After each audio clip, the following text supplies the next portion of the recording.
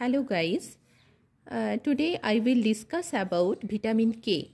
We know that vitamin K is a fat soluble vitamin and also known as coagulating factors vitamins. Is a mainly three types of vitamin K1, K2 and K3. K1 and K2 is a natural occurred vitamin and K3 is the synthesized from. K1 also called that phyloquinone or phytonadione. K2 is minaquinone and K3 is the minadione. Is a mainly found that is a base source is the plant and dairy product. Plant oil is the base source of the vitamin K, that are the rice bran oil, wheat germ oil, soybean oil and cotton seed. Fair source are the whole grain cereals, fleshy food, organ meals, and poor source the vegetables and the fruits.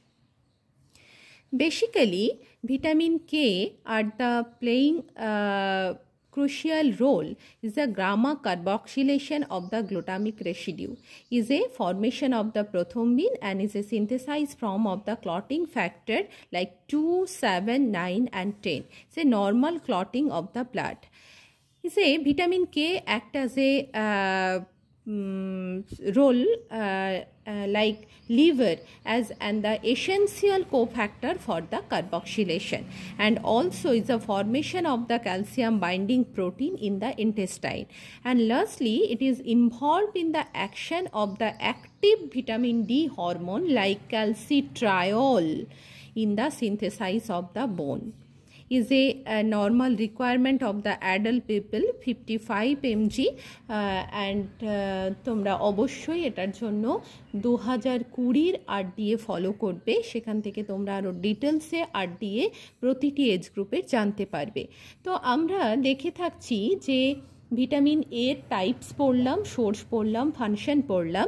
এবার আমরা দেখছি যে vitamin K এর যদি deficiency হয় তাহলে কি হবে। না, বেসিক্যালি এটার ডেফিসিয়েন্সি তখনই হবে যদি ইন্টেস্টিনাল গাটের মধ্যে কোনো ইনফেকশন হয়ে থাকে তাহলে হবে। আদারওয়াইজ যদি প্রচুর পরিমাণে কোনো মানুষ অ্যান্টিবায়োটিক থেরাপির ওপর ডিপেন্ডেন্ট থাকে তাহলে হতে পারে। তাহলে কি হবে না, পুয়ার অ্যাবসর্পশন বা ম্যাল অ্যাবসর্পশন ফ্যাটের দেখা দেবে, যার ফলে ভিটামিন কে সিনথেসাইজড হতে পারবে না। আর টক্সিসিটি হলে কি হবে না, যদি আমরা প্রচুর পরিমাণে ভিটামিন কে খেয়ে ফেলি তাহলে হাইপার বিলিরুবিনেমিয়া দেখা দেবে, এবং ইনফ্যান্টের ক্ষেত্রে অনেক সময় দেখা যাচ্ছে জন্ডিস হতে পারে বা মাইল্ড হিমাটোলাইটিক অ্যানিমিয়াও অনেক সময় দেখা যায়। তাহলে ভিটামিন কে আমরা যেটা সবার আগে জানবো যে is a mainly synthesise from the clotting factors and 2, 7, 9 and 10 এই জায়গাগুলোতে এরা সবথেকে বেশি গুরুত্বপূর্ণ রোল প্লে করছে।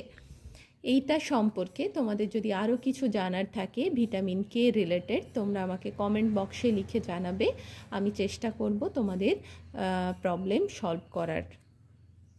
Thank you.